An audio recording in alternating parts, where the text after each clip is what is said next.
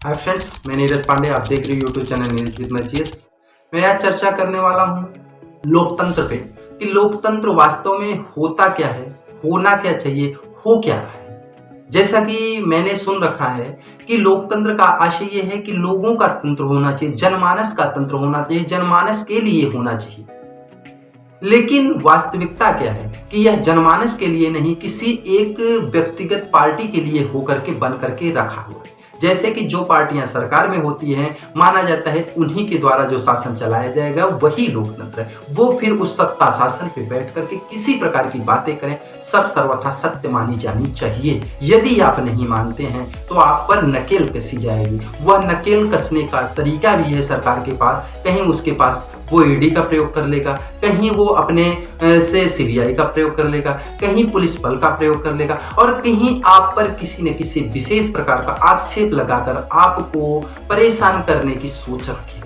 क्या यही लोकतंत्र है? ये एक ही सरकार की बात नहीं है। जो ही सत्ता में होता है, जो ही सरकार में होता है, वही करता है। ऐसा नहीं है कोई एक विशेष पार्टी ऐसा कर रही है। लेकिन ऐसा क्यों करती है? आज जो पार्टियां सरकार में हैं वह कर रही हैं और जो पार्टियां सरकार में नहीं है वो उसका विरोध कर रहे हैं। और जैसे ही ये पार्टियां सरकार में आएंगी तो जो सत्ता में है वह बाद में इनका विरोध का चालू कर देंगे। लेकिन होता क्या है, जो ही उस सत्ता में जाती हैं, शासन में जाती हैं, वही अपने मन का करने लगती हैं। ऐसा क्यों?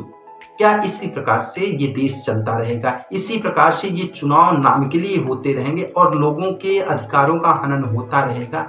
ये ऐसे ही कितने दिनों तक चलेगा? हम सभी लोग स्वतंत्र देश में रह करके परतंत्रता क्यों झेल रहे हैं? इसका वजह क्या है? बहुत बड़े बड़े लोग अपने देश में बुद्धिजीवी लोग हैं, बहुत कह सकते हैं रिसर्च करने वाले लोग हैं, बहुत मुद्दे पे बोलने वाले लोग हैं। लेकिन ऐसे मुद्दे पर क्यों नहीं बोलते? ऐसे मुद्दे पर क्यों चुप रहते हैं कि वहां पर सिर्फ और सिर्फ सरकार की चाटुकारिता क्यों करी जाती है? जो सरकार में होता है उसकी चाटुकारिता करी जाती है। ऐसा क्यों?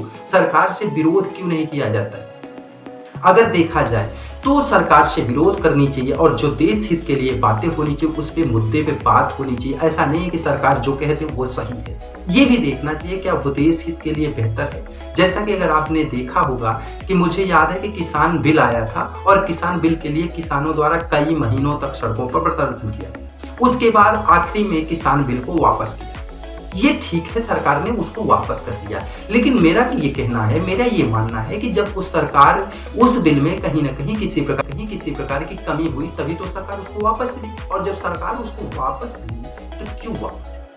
और ये अगर वापस ही ली तो वो जब शुरू में लेना था तो क्यों नहीं ली? उसको शुरू में स्टार्ट में ही उस बिल को वापस लेना चाहिए, जिससे जितने लोग परेशान हुए वो लोग परेशान नहीं होते। लेकिन ये संस्था इसी प्रकार से चल रही है और यह एक ही सरकार की नहीं, जितनी सरकारें बनती हैं और हर सरकारों में यही होता है। इसका जवाब मुझे जनमानस से चाहिए, किसी सरकार से नहीं चाहिए, क्योंकि आगामी लोकसभा चुनाव में वोट जनमानस करेंगे सरकारों के लिए। तो मुझे किन मुद्दों पर वोट देना है ये अपना निर्धारित करना है जनमानस के लिए। फिर मिलते हैं नए वीडियो के साथ, तब तक के लिए जय हिंद।